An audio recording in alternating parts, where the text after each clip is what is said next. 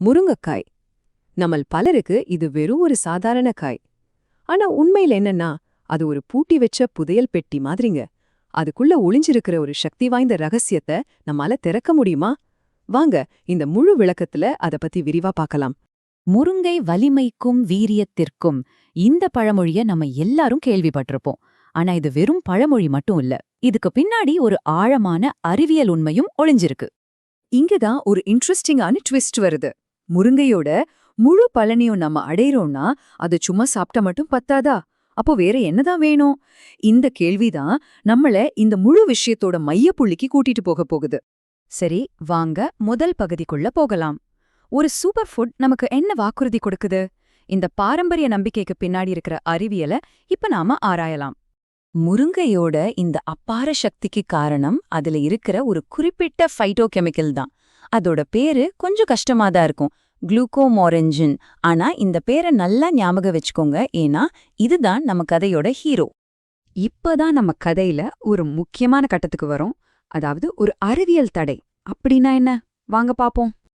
கேட்கவே ஆச்சரியமா இருக்குல்ல? ஆமா, நாம முருங்கைய சாப்பிடும்போது அந்த குளுக்கோமோரிங்கின்கிற மூலப்பொருள் நம்ம உடம்புல எந்த ஒரு வேலையையும் செய்யறதில்ல. அது பாட்டுக்கு சும்மா செயலற்ற நிலையில தான் இருக்குது. சயின்ஸ்ல இந்த மாதிரி விஷயங்கள ப்ரோ ட்ரக் அப்படின்னு சொல்லுவாங்க. அதாவது ஒரு மருந்துக்கு முந்தைய நிலைன்னு வச்சுக்கோங்களேன். அது உடம்புக்குள்ள போய் ஆக்டிவேட் ஆகுற வரைக்கும் அதனால எந்த பிரயோஜனமும் இல்ல. இந்த ரெண்டு நிலைக்கும் உள்ள வித்தியாசத்தை ஒரு கையெறி குண்டோட ஒப்பிடலாம். குளுக்கோமோரிங்கின் அப்படிங்கிறது சேஃப்டி பின்னோட இருக்கிற ஒரு குண்டு மாதிரி. ரொம்ப பாதுகாப்பானது, ஆனா அதால ஒன்னும் செய்ய முடியாது. ஆனா அந்த சேஃப்டி பின்னை எடுத்ததுக்கு அப்புறம் அது மோரிங்கினா மாறுது பாருங்க. அப்போ அது ஒரு உயிருள்ள ஆயுதம். அப்போ இந்த பூட்டி வச்ச பெட்டிய எப்படி திறக்கிறது? இங்கதான் ஒரு முக்கியமான விஷயம் இருக்கு. இந்த சக்திய வெளிக்கொண்டு வர நம்ம உடம்பால மட்டும் முடியாது. அதுக்கு தேவையான நொதி, அதாவது என்சைம் நம்ம கிட்ட இல்ல. அப்போ நமக்கு வெளியே இருந்த உதவி தேவை. சரி, இப்போ அந்த புதிர்கான விடைய தேட ஆரம்பிக்கலாம். அந்த ரகசிய உதவியாளர்கள் யாருன்னு பார்க்கலாமா? அப்போ இந்த சக்திய திறக்கிறதுக்கான சாவி யார்கிட்ட இருக்கு? வேற யார்கிட்டயும் இல்ல, நம்ம உடம்புக்குள்ளேயே இருக்கிற நம்ம நண்பர்கள் கிட்டதான். நம்ம கதையோட உண்மையான ஹீரோக்களை இப்ப நாம பார்க்க போறோம். அவங்கதான் நமது குடல் நுண்ணுயிரிகள்.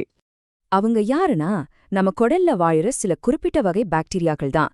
பிஃபிடோபாக்டீரியம், ஈகோலில சில வகைகள், அப்புறம் லாக்டோபாசிலஸ் அஜிலஸ் மாதிரியான பாக்டீரியாக்கள் தான் முருங்கையோட அந்த மூலப்பொருளை ஆக்டிவேட் பண்ற வேலையை செய்யுது. இந்த பாக்டீரியாக்கள் எப்படி இந்த வேலையை செய்யுதுன்னா, அதுங்க மைரோசினஸ் அப்படிங்கிற ஒரு என்சைமை உருவாக்குது. இந்த என்சைமை ஒரு மாஸ்டர் கீன்னு சொல்லலாம். இதுதான் அந்த குளுக்கோமோரிங்கின்ங்கிற பூட்டை திறந்து அதை சக்தி வாய்ந்ததா மாத்துது. இப்போ நாம கதையோட கிளைமேக்ஸ்க்கு வந்தாச்சு. அந்த கையெறி குண்டு எப்படி வெடிக்க போகுது, இந்த முழு செயல்முறையும் எப்படி நடக்குதுன்னு ஸ்டெப் பை ஸ்டெப்பா பாப்போம். இந்த சிக்கலான அறிவியல் விஷயத்த ரொம்ப எளிமையா புரிஞ்சுக்க நாம அந்த பாதுகாப்பு ஊசி மாடல் உருவகத்தையும் மறுபடியும் பயன்படுத்துவோம். பாருங்க, இதுல 3 ஸ்டெப் தான். முதல்ல நீங்க அந்த செயலற்ற குண்டு, அதாவது குளுக்கோமோரிங்கைனை சாப்பிடுறீங்க. ரெண்டாவதா உங்க குடல்ல இருக்கிற நம்ம சிப்பாய் பாக்டீரியாக்கள் அதோட சேஃப்டி பின், அதாவது அதுல ஒட்டிட்டு இருக்கிற சக்கர மூலக்கூறை பிச்சி எடுக்குது. கடைசியா அந்த குண்டு இப்போ மாரிங்கன் அப்படிங்கிற உயிருள்ள ஆயுதமா மாறி உடம்புல எங்கெல்லாம் அலர்ச்சி, அதாவது இன்ஃப்ளமேஷன் இருக்கோ அங்க போய் தாக்குது. சரி, இந்த வெடிப்புனால நமக்கு என்ன நல்லது நடக்குது? இப்படி ஆக்டிவேட் ஆன மோரிங்கின் நம்ம உடம்புல ஏற்படுற வீக்கத்தையும் கெட்ட பாக்டீரியாக்களையும் எதிர்த்து போராடுற ஒரு சூப்பர் ஹீரோ மாதிரி செயல்படுது. இதுதான் நாம எல்லாரும் புரிஞ்சுக்க வேண்டிய ரொம்ப ரொம்ப முக்கியமான விஷயம். ஒருவேளை உங்க குடல்ல இந்த வேலையை செய்யற சரியான சிப்பாய் பாக்டீரியாக்கள் இல்லைன்னா, நீங்க எவ்ளோ முருங்கை சாப்பிட்டாலும் எந்த பிரயோஜனமும் இல்ல. அந்த கையெறி குண்டு வெடிக்காமலேயே உடம்ப விட்டு வெளியே போயிடும். வாங்க, இப்ப நம்ம இந்த முழு விளக்கத்தோட கடைசி பகுதிக்கு வந்தாச்சு. இதிலிருந்து நம்ம கத்துக்க வேண்டிய மிக முக்கியமான பாடம் என்னன்னு பாப்போம். இப்போ அந்த பழைய பழமொழிய ஒரு புதிய அறிவியல் கண்ணோட்டத்தோட பார்க்கலாம். முருங்கை நேரடியா நமக்கு சக்திய கொடுக்கல. அது வெறும் ஒரு மூலப்பொருள் தான். நம்ம குடல்ல இருக்கிற நுண்ணுயிரிகள் தான் அந்த மூலப்பொருளை வச்சு நமக்கான வலிமைய உருவாக்குது. இதுல இருந்து நாம எடுத்துக்க வேண்டிய விஷயம் என்னன்னா, நம்மளோட ஆரோக்கியங்கிறது நாம என்ன சாப்பிடுறோங்கிறத மட்டும் பொறுத்ததில்ல. அந்த சாப்பாட்டை நமக்காக வேலை செய்ய வைக்கிற நம்ம குடல் நுண்ணுயிரிகளை நாம எப்படி வளர்க்குறோங்கிறத பொறுத்தும் தான் இருக்கு. அதனால அடுத்த தடவை நீங்க முருங்கைக்காய் சாப்பிடும்போது இத ஒரு நிமிஷம் யோசிச்சு பாருங்க.